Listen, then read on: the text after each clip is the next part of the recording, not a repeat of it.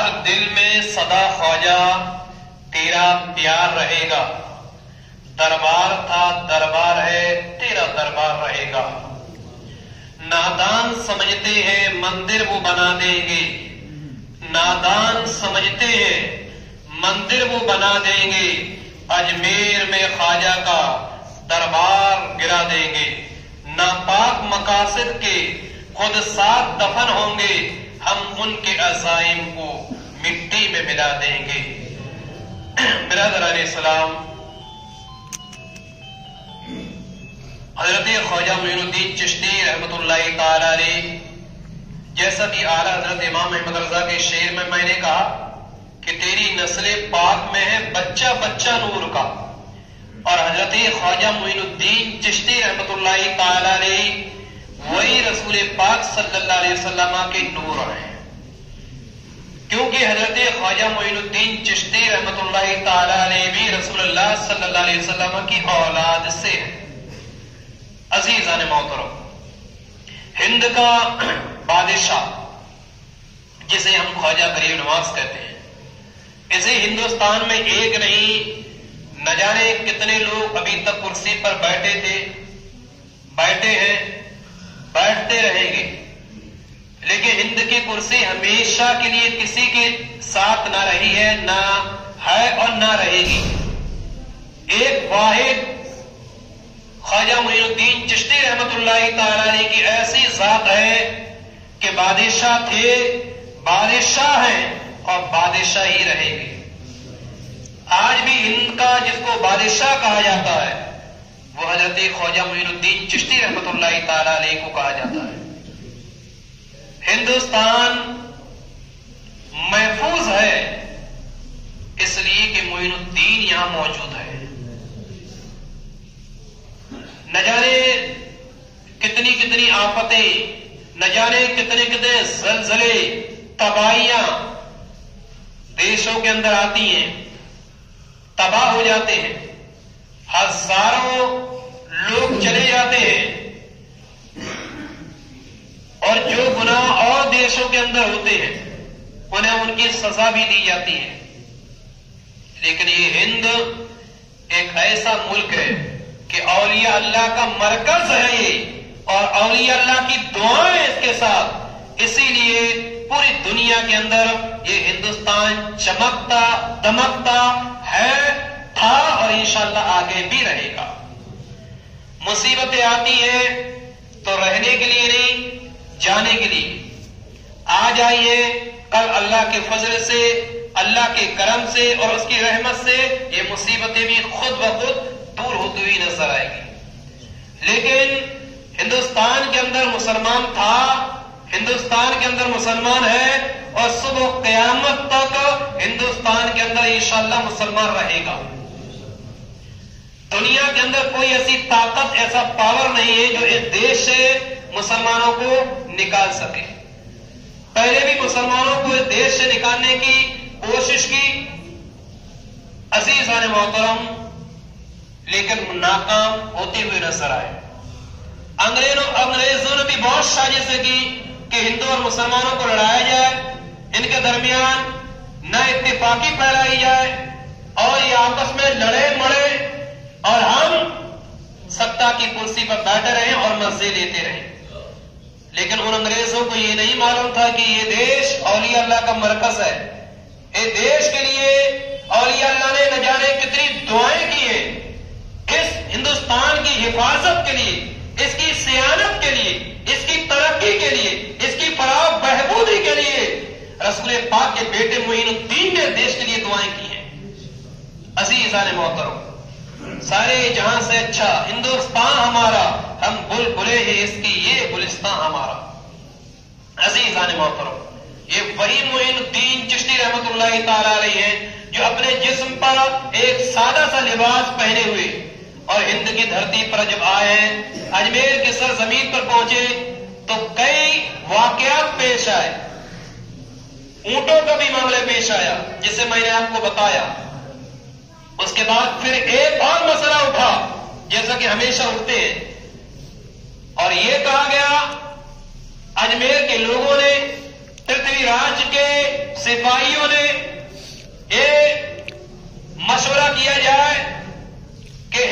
अजमेर की सरजमीन से इस बाबा फकीर को दूर कर दिए जाए। तो सब लोग राजा पृथ्वीराज के पास पहुंचे और कहा, बादशाह इस बाबा फकीर को अजमेर से दूर कर दो। अगर अजमेर से दूर ये हो जाता है तब तो ठीक है, वरना ये समझ लीजिए कि अजमेर में वो दिन दूर नहीं कि जब इस अजमेर के अंदर इस्लामी तिरंगा लहराता हुआ नजर आएगा। बोले फिर क्या की जाए? बोले इस पर पाबंदी लगा दी जाए और अजमेर से इसको दूर कर दिया जाए। अजीज़ान मोहतरम, राजा पृथ्वीराज ने हुक्म दे दिया, ठीक है दूर कर दी जाए। ये लोग आए और हजरत ख्वाजा मोइनुद्दीन चिश्ती रहमतुल्लाह तआला अलैहि से कहा कि बाबा फकीर अब इस अजमेर को छोड़ने का वक्त है। बाबा फकीर अब इस अनाज सागर से आप पानी नहीं ले सकते, अब इस अनाज सागर के पानी को आप इस्तेमाल नहीं कर सकते, अनाज सागर से वुजू नहीं कर सकते, आप वुजू नहीं कर सकते, इसका पानी इस्तेमाल नहीं कर सकते, आप इससे वुजू नहीं कर सकते, गुस्ल नहीं कर सकते, पानी नहीं पी सकते अब इससे। हजरत ख्वाजा मोइनुद्दीन चिश्ती रहमतुल्लाह तआला अलैहि ने कहा कि इतने लोग तो इससे नहाते हैं, इससे पानी पीते हैं, इससे गुस्ल करते हैं, अगर हम इससे पानी पी ले तो क्या कमी आ जाएगी? तब राजा के सिपाहियों ने कहा था कि बाबा फकीर जो यहां गुस्ल करते हैं, जो लोग नहाते हैं वो हमारे मजहब के लोग हैं, हमारी समाज के लोग हैं, हमारी बिरादरी के लोग हैं, हमारे मसलक के लोग हैं। अजीज़ान मोहतरम, और हजरत ख्वाजा मोइनुद्दीन चिश्ती को कहा कि अब ये अनाज सागर की सरजमीन को छोड़ दिया। हजरत ख्वाजा मोइनुद्दीन चिश्ती रहमतुल्लाह तआला अलैहि ने कहा कि बेटा कुतुबुद्दीन, अर्ज कीजिए हुजूर, फरमाए बेटे तुमने इनका ऐलान सुन लिया, इन्होंने ये कहा है कि अनाज सागर को छोड़ दो, तो बेटे फिर ये मस्जिद रखा हुआ है, जाओ और अनाज सागर के पास जाओ और इसी अनाज सागर के अंदर इस मस्जिद को डाल देना और एक पानी लेकर चले आओ। हजरत ख्वाजा कुतुबुद्दीन बख्तियार काकी गए तो क्या देखा कि अनाज सागर पर पहरा लगा हुआ है, राजा के सिपाही लगे हुए हैं कि बाबा फकीर को अब यहां से पानी नहीं दिया जाएगा। अजीज़ान मोहतरम, हजरत ख्वाजा कुतुबुद्दीन मोइनुद्दीन के पास आते हैं और कहा हुजूर राजा के सिपाही बैठे हुए हैं और पहरा दिए हुए हैं, अब कैसे पानी मांगा जाए? मोइनुद्दीन ने कहा कुतुबुद्दीन जाओ और राजा के सिपाहियों से यह कहना कि मोइनुद्दीन ने एक मस्जिद पानी मांगा है, इसके बाद फिर हम पानी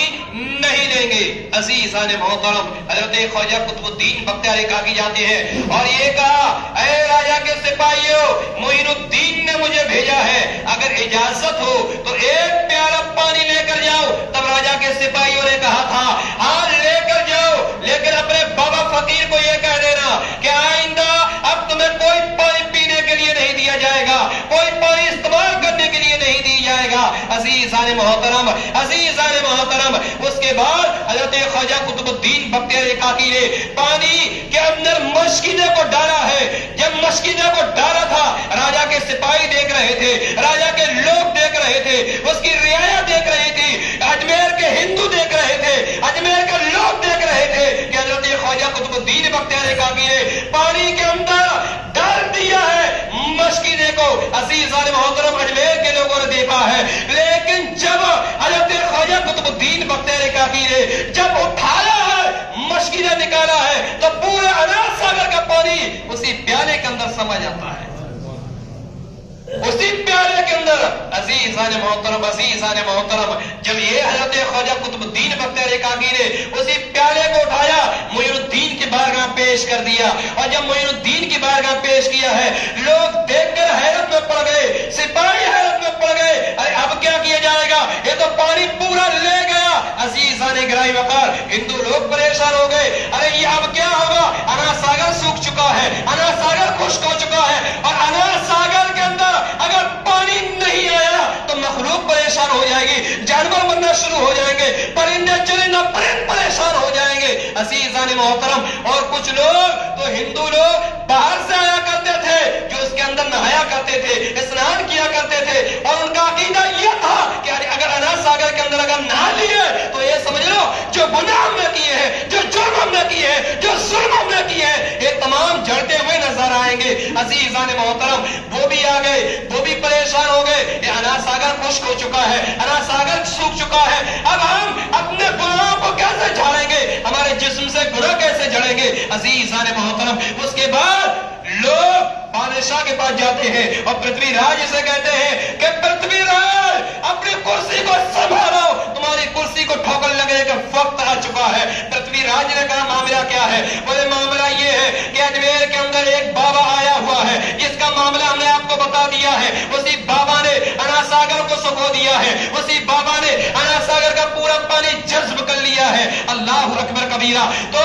پرتھوی راج نے کہا لگتا ہے یہ بابا کوئی بہت بڑا جادوگر ہے، یا تو اس کے پاس روحانی طاقت موجود ہے یا یہ بہت بڑا جادوگر معلوم ہوتا ہے۔ عزیزان محترم، اتنی دیر کیا گزری ہے کہ ایک سپاہی اور آتا ہے اور پرتھوی راج سے کہتا ہے کہ بادشاہ کوئی فیصلہ لینے سے پہلے ایک بات اور سن لے۔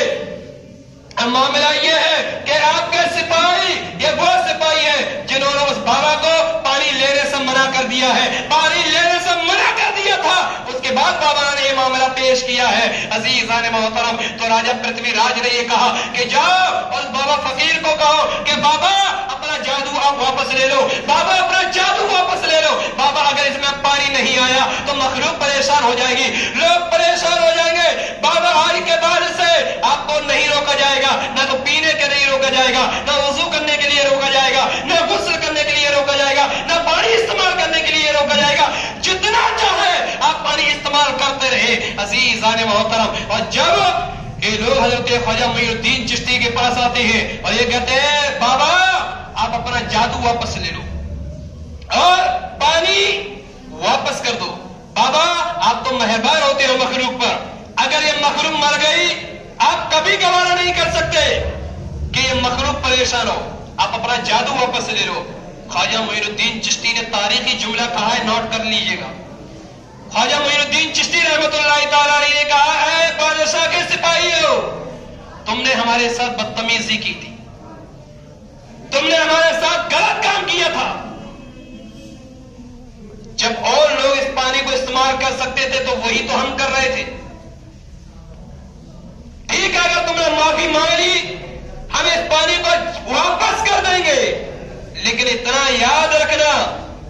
کہ تم بار بار کہہ رہے ہو کہ اپنا جادو واپس لے لو،